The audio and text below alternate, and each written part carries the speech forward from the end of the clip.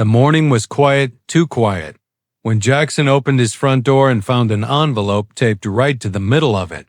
The paper was crisp white, but the words printed across the top were bold and black, almost shouting at him. Notice of violation. He ripped it open, thinking maybe it was junk, maybe a misunderstanding. But the words inside made his stomach twist. Your front door color does not comply with community guidelines. Fine, $200. He read it twice. Then again. $200 for a color. He glanced at the door. Deep ocean blue, calm and steady. It wasn't bright or offensive. It was the color of peace, the same shade his mother had loved. He'd painted it the week after she passed away. She used to tell him, when life feels heavy, bring a little color back.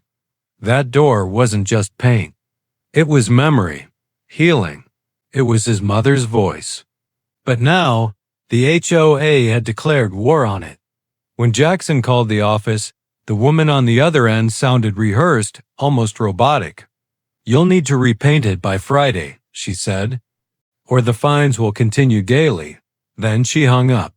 No conversation, no empathy, just rules. That night, Jackson sat on his porch staring at the blue door under the streetlight. It glowed softly against the dark, peaceful, defiant. He whispered to the quiet air, if they want to fight, they just got one. He didn't know it yet, but that moment, standing in front of his mother's blue door, would set off a chain of events that would test his patience, his pride, and everything he believed about right and wrong. They thought it was just about paint. But for Jackson, it was about freedom. If you'd stand your ground too, subscribe, because this battle is just getting started. The HOA meeting felt like a courtroom. Fluorescent lights buzzed overhead, casting pale light on beige walls. Folding chairs creaked as residents whispered quietly, all waiting for the show. Jackson stood in front of them, holding a small blue paint swatch like it was a piece of evidence. Mrs. Kane, the HOA president, sat in the center of the panel. Neat hair, pressed blazer, and a voice that could slice through glass. Mr. Hayes, she began, your door color is not within approved community shades. Jackson took a breath. Actually, it is. Page 6 of the 2019 manual. This exact color, approved. Her smile didn't flinch. That manual has been updated. As of this year, only neutral tones are allowed. When? He asked. No one told me anything. All residents were notified by email, she said. He frowned. Funny, I never got that email. A few neighbors looked uneasy. One nodded quietly in agreement, but Mrs. Kane didn't blink. Regardless, she said, failure to comply may result in further legal action. Legal action. Over a door. Jackson stood there for a long second, heart pounding. Then he set the paint card down on the table. You can threaten me with whatever you want, he said quietly, but I'm not painting over her memory. He left the meeting with a dozen eyes following him, half curious, half afraid. That night, he sat in silence again, the blue door glowing faintly beneath the porch light. Maybe this wasn't about color anymore. Maybe this was about standing up for something, anything, when everyone else was too afraid to. But the next morning, there was another envelope in his mailbox. This one felt heavier. When he opened it, his breath caught. Failure to comply will result in a lien on your property. They weren't just fining him anymore. They were threatening to take his home. And that's when Jackson decided he wasn't just keeping the color. He was going to make them see it.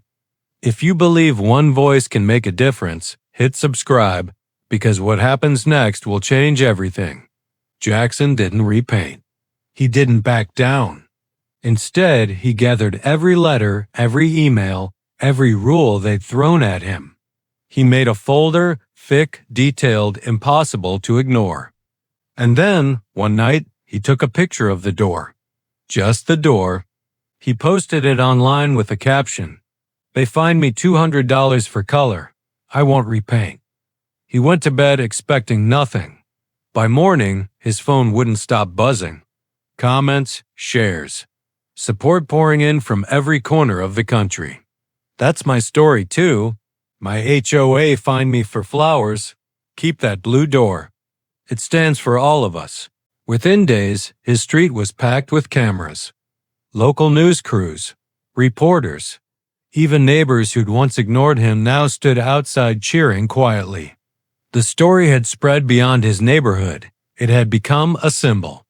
And then one afternoon, Mrs. Kane showed up. No clipboard this time, just tired eyes. "We've decided to revise the rule," she said softly. "You can keep the color." Jackson looked at her for a moment. He didn't gloat. He just nodded. "Thank you." He turned toward the door, the same calm, deep blue that had started it all. For the first time, it didn't just look like his mother's memory. It looked like victory. It looked like freedom. Sometimes, standing your ground isn't rebellion. It's courage. It's the quiet, unshakable belief that who you are shouldn't need permission. That door became a symbol for every person who has ever been told to tone it down, to fit in, to repaint themselves beige just to make others comfortable. And as the camera crews packed up and the sunset bathed the neighborhood in gold, the blue door gleamed, defiant, beautiful, alive. They wanted uniformity. What they got was unity. If this story moved you, subscribe, because sometimes the smallest stand paints the biggest change.